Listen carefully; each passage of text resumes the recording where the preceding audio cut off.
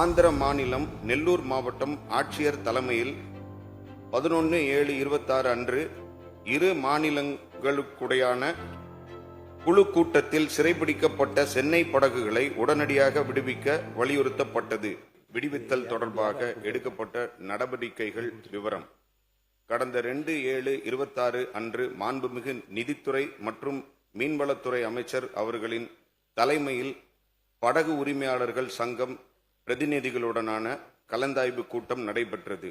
சென்னை மண்டல மீன்வள இணை இயக்குனர் மற்றும் உதவி இயக்குனர் மற்றும் படகு உரிமையாளர்களுடன் ஆந்திர மாநில மீன்வளத்துறை அலுவலர்களுடன் கூட்டம் நடத்தி படகுகளை விடுவிக்க நடவடிக்கைகளை எடுக்குமாறு வலியுறுத்தினர்.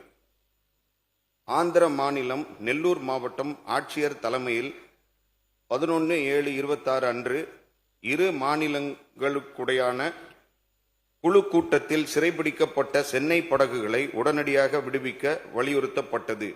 மேலும் சிறைபிடிக்கப்பட்ட மீனவர்களின் வாழ்வாதாரத்தை கருத்தில் கொண்டு ஆந்திர பிரதேச அதிகாரிகளால் பிடித்து வைக்கப்பட்டுள்ள விசைப்படகுகளை விரைவாக விடுவிக்க தேவையான நடவடிக்கைகளை மேற்கொள்ள தமிழ்நாடு அரசு சார்பில் ஆந்திர பிரதேச அரசுக்கு கடிதம் வாயிலாக கேட்டுக்கொள்ளப்பட்டது.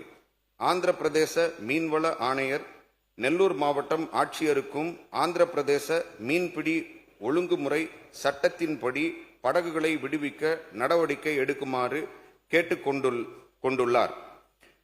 இவ்வாறாக சென்னையை சார்ந்த மீன்பிடி விசைப்படகுகள் வழக்கமாக மீன்பிடிப்பில் ஈடுபடும் ஆந்திர தமிழக கடற்பகுதிகளில் தொடர்ந்து